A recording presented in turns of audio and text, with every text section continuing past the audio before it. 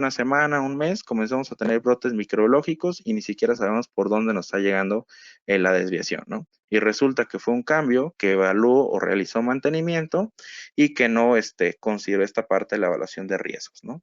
Entonces, por eso es bien importante, chicos, considerar el tema de las evaluaciones. Y si se fijan ahorita, lo vamos a volver a ver con el elemento que nos va a pedir la Fundación FCC 22000 para poder obtener una extensión con el tema del coronavirus, ¿no? Principalmente nos va a pedir una evaluación de riesgos, ¿sí?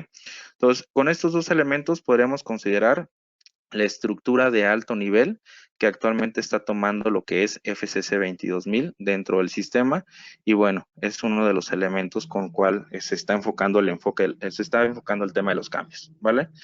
Posteriormente, chicos, bueno, no sé si hasta aquí hay alguna duda o algo, no me han escrito por ahí nadie. Voy a iniciar a platicar de manera generalizada los cambios como tal de la ISO 22000-2018, ¿sí? Como les comentaba, es el 80 o 90% de los cambios de todo el esquema de FCC 22000, ¿vale? Muy bien, el primer punto, chicos, nos habla de un contexto de la organización. Los que ya han trabajado con otros esquemas ISO, por ejemplo, el tema de 9001 o algunas organizaciones que ya tenían 9001, pues ya se van a ver un poquito más familiarizadas con este punto, ¿no? Del contexto de la organización. ¿Quién es el contexto de la organización? Recuerden este punto que es muy importante. El contexto de la organización, chicos, lo podemos ver como la filosofía de su misma organización, ¿sí? Es decir, ¿quién conforma esa filosofía de su empresa? Pues obviamente las políticas, los valores, la misión, la visión, hacia dónde van, cuál es el crecimiento de la organización, cuáles son las estrategias del negocio de a corto plazo, mediano plazo o largo plazo, ¿sí? Entonces, cuando estén pensando en el contexto de la organización, lo primero que yo les recomiendo es que hagan una lluvia de ideas con toda la alta dirección, ¿sí? Y con esa parte de la lluvia de ideas y con el enfoque relacionado a quién es el contexto de la organización, determinen sus partes interesadas. ¿Quiénes van a ser las partes interesadas, chicos? Prácticamente son aquellas departamentos u organizaciones, tanto internas como externas, que pueden repercutir en un daño o en un aspecto negativo hacia la filosofía de la organización, ¿sí? Entonces, por ejemplo, decir, oye, ¿sabes qué? De manera interna, ¿quién ahorita me puede impactar a la parte del sistema? Recuerden que esta evaluación es generalizada, no solamente enfocada a inocuidad, ¿sí? Es decir, por ejemplo, si tenemos ahorita principalmente áreas, problemas o áreas de oportunidad con el área de finanzas, pues el área de finanzas podría ser una parte interesada que tendríamos que evaluar de manera interna, ¿sí? De la parte externa podemos ver el mismo, ahorita gobierno, puede ser en la misma región donde yo estoy ubicada, pueden ser inclusive los vecinos de mi organización si mi planta está en un área rural, ¿sí? Entonces, aquí es bien importante que en primera instancia se haga este análisis con la alta dirección, se haga una lluvia de ideas y dependiendo de esa sección, pues vamos a determinar nuestras partes interesadas, internas o externas, ¿vale? A eso lo llamamos quién es el contexto de la organización. Y pues eso es lo que se refiere el punto 4.1, ¿no? Comprendiendo la organización y su contexto, que es esa parte enlazada a la filosofía. Una vez que yo determiné quiénes son esas partes interesadas que me pueden generar un impacto negativo hacia mi organización o inclusive también, a lo mejor esta parte interesada que yo estoy seleccionando no tengo áreas de oportunidad, pero tengo que cuidarla porque es un área crítica, ¿no? Si la descuido me puede llegar a dar un efecto negativo hacia el resultado de la organización, ¿cierto? Entonces, de aquí nos migramos al siguiente punto, que es el 4.2, que nos habla de comprendiendo las necesidades y expectativas de nuestras partes interesadas. Y es aquí, chicos, donde tenemos que hacer un listado de una matriz, es decir, de la parte interesada que yo les seleccioné, cuáles son todos los elementos de las necesidades que yo requiero de esa parte interesada, ¿sí? Y esto, las expectativas, siempre las tenemos que enlazar a un tema de un indicador o algo que nos pueda ayudar a determinar si la necesidad se está cumpliendo o no se está cumpliendo, ¿sí? Han escuchado mucho el concepto cuando dicen, superaste mis expectativas, ¿no? A lo mejor tal vez la necesidad sea obtener una buena calificación o pasar la auditoría de certificación, pero la expectativa es al menos obtener 5 no conformidades menores. Si yo solamente tuve una no conformidad menor, entonces superé las expectativas de las cuales yo estaba visualizando, ¿cierto? Entonces siempre, por favor, chicos, tengan una necesidad, siempre traten de ligarla a una expectativa con la cual lo estén evaluando, es decir, a un número, ¿no? con el cual ustedes pueden definir si la necesidad se cumplió e inclusive superó la expectativa esperada, ¿cierto? Entonces es bien importante que trabajen en estos 4.1 y en este 4.2, porque cuando trabajan de manera objetiva con estos dos puntos, chicos, estos dos elementos se van a ir cascadeando a lo largo del sistema. Y si se fijan, ahorita lo vamos a ir arrastrando esos elementos. Por ejemplo, en el 4.3 también hay un nuevo requisito que se está declarando en esa sección. Y el requisito nos dice que debemos enlazar o que nuestro alcance tiene que estar direccionado al contexto de la organización y a mis partes interesadas que yo determiné, ¿sí?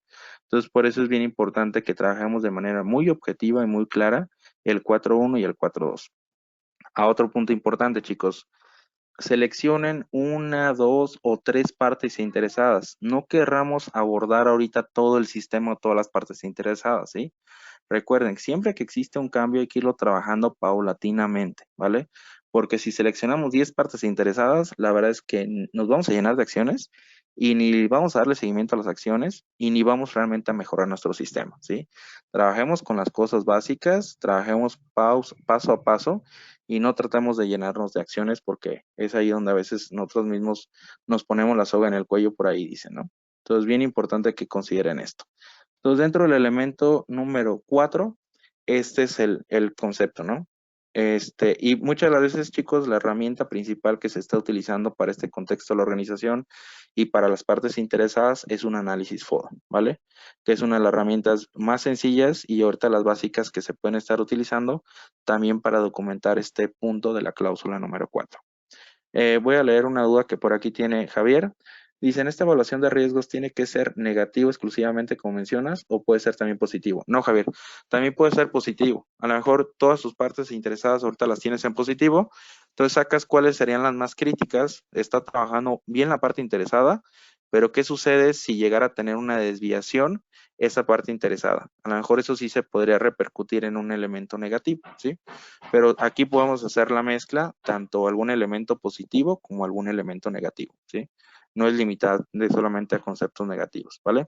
Y ojo, aquí todavía no estamos hablando de la evaluación de riesgos, ¿vale? La evaluación de riesgos viene hasta el punto número 6. Ahora estamos haciendo el análisis solamente del contexto de la organización, ¿vale? Muy bien, entonces con esos 3 puntos, chicos, que son los elementos nuevos, estaríamos dando un pequeño resumen de lo que nos habla la cláusula número 4. En la cláusula número 5, chicos, nos habla del concepto de liderazgo. Aquí en el concepto de liderazgo es bien importante, hay un elemento nuevo, es decir, cómo se evalúa y cómo se permea esa comunicación hacia los diferentes niveles de la organización, ¿sí? Anteriormente, ¿qué se hacía para evaluar o auditar el compromiso de la dirección? La política de inocuidad, que estuviera firmada por el gerente de la organización y que la política se comunicara, ¿no? Era todo lo que regularmente se hacía y a lo mejor le pueden hacer una pequeña entrevista al gerente o al director, cuáles eran los indicadores, los KPIs de seguimiento, ¿no? Ahorita ya la evaluación o la auditoría va más allá. Es decir, van a comenzar a entrevistar a la gente, cómo te comunican el tema de los indicadores, cómo participas tú a ese cumplimiento de la política, que era uno de los puntos que ya se evaluaban, pero qué indicadores tú tienes a tu cargo para darle ese cumplimiento al sistema de manera general, ¿no? Entonces, sí es bien importante, chicos, que traten de cascadear ahorita todo este compromiso de la dirección hasta el último eslabón, hasta el último nivel. Recuerden, todos tienen un tema de liderazgo, ¿sí? No solamente el director, no solamente el gerente, el jefe, el supervisor, el técnico, el mismo operador que realiza la limpieza, tiene que tener un tema de liderazgo ante la parte del sistema, ¿sí? Entonces traten de cascadear todo eso hasta el último nivel, ¿vale? María, una pregunta dice, con la condición que prevalece por el COVID, ¿cómo afectaría el contexto y las partes interesadas? Ah, excelente pregunta. Aquí va a ir alineada a un nuevo análisis de riesgos, ¿sí?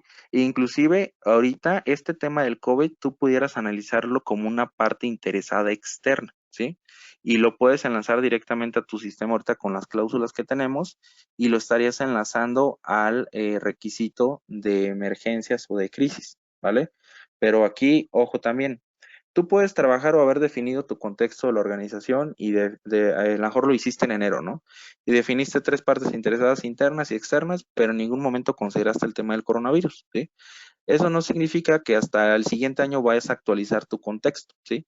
Si sabes que aquí ahorita hay un nuevo elemento, algo que tenemos que trabajar y algo que nos está impactando dentro de nuestro sistema, entonces hay que evaluar esa parte como una parte interesada externa y hay que hacer nuestra evaluación de riesgos de cómo lo vamos a estar abordando, ¿sí? Entonces sí tendrías que meterlo dentro del sistema, uno con la cláusula 4 y de aquí enlazarlo a la cláusula 6, María, ¿sí? Porque sí es sumamente importante ahorita lo que se está dando por este tema de la pandemia, ¿no? ¿Vale? Muy bien. El siguiente punto que nos habla, el 5.2, también hay un elemento nuevo dentro de la política y este elemento, chicos, también va totalmente direccionado al contexto de la organización, ¿sí? Dice que la redacción o los elementos de la política deberíamos de considerar aquellos elementos que evaluamos dentro del contexto de la organización y cuáles son esas partes interesadas que pudieran estar impactando a nuestro sistema, ¿sí? Entonces, como les comentaba hace rato, ¿no? Todo lo que trabajamos en la cláusula 4.1 y 4.2 lo tendremos que ir cascadeando hacia los diferentes niveles, ¿vale? En el 5.3 nos habla de lo que son roles y responsabilidades. Aquí, por favor, asegúrense el concepto de que se tengan claramente las descripciones de puestos, que todas las personas conozcan esa descripción de puestos, se haya capacitado a la persona, y también, chicos, que se tenga un suplente para aquellas posiciones críticas, ¿sí? Es decir, posiciones críticas son las que probablemente solamente hay una persona en el puesto dentro de la organización, ¿no? Gerente general, regularmente hay uno, no hay dos gerentes generales, ¿no? A lo mejor supervisores y jefes si hay tres o un supervisor por turno, ¿cierto? Pero ¿quién toma las decisiones en caso que, por ejemplo, el gerente de la planta no está? ¿Quién toma las decisiones en caso que el líder de inocuidad no está? ¿Sí? Entonces asegúrense, por favor, de tener un suplente para esas posiciones críticas y que el suplente sea competente para la toma de decisiones, ¿sí? No podemos designar a una persona que ni siquiera tal vez conozca el tema de inocuidad, que no conozca el sistema, que no conozca ni siquiera nuestro producto, que no conozca de hazard, ¿no? Por así decirlo. Entonces, asegúrense por favor de tener un suplente y que el suplente sea competente, ¿vale? Entonces, bueno, con estos dos elementos sería a grandes rasgos lo que estaríamos viendo en la cláusula número 4 y en la cláusula número 5 con los enfoques a los principales cambios. Si tiene alguien alguna duda en estos dos elementos, por favor lo podría escribir y lo leemos en el chat, ¿vale? De aquí vamos a pasar a la cláusula número 6, chicos, y aquí ahora sí nos habla, si lo ven en el 6.1, dice acciones para manejar riesgos y oportunidades, ¿vale? ¿Qué es lo importante aquí? Ya realicé el análisis del contexto de la organización, ya determiné cuáles son las partes interesadas internas o externas que podrían afectarme a esta parte del sistema. Ahora tengo que utilizar una herramienta para realizar ese análisis de riesgos, ¿sí? Sí, a ver, ¿cuál es el modo potencial de falla si esta parte interesada llegara a tener un efecto negativo, ¿no? Ah, mira, la afectación hacia la organización, daño en la reputación, pérdidas económicas, paro en las operaciones, contaminaciones hacia el producto, ¿sí? Y evalúan las diferentes causas por las cuales esa parte interesada pudiera llegar a fallar, ¿sale? Aquí regularmente utilizamos o podemos utilizar dos herramientas. Una herramienta AMEF o tipo AMEF, ¿sí? Que nos puede hacer esa evaluación de los riesgos. Y la otra herramienta para las partes interesadas externas, yo les recomiendo mucho lo que es el PEST o el PESTEL, ¿sí?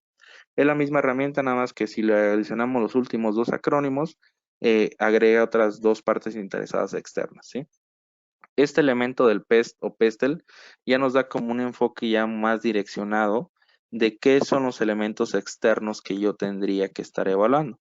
Por ejemplo, la P habla del concepto político, la E habla del concepto económico, la S habla del concepto social, ¿sí? Y así cada uno de la T habla del contexto tecnológico, hasta ahí se quedaría con PEST, ¿sí? Si agregamos la E y la L, la E hablaría del contexto ecológico y la L, si mal no recuerdo, hablaría del contexto legal, ¿sí?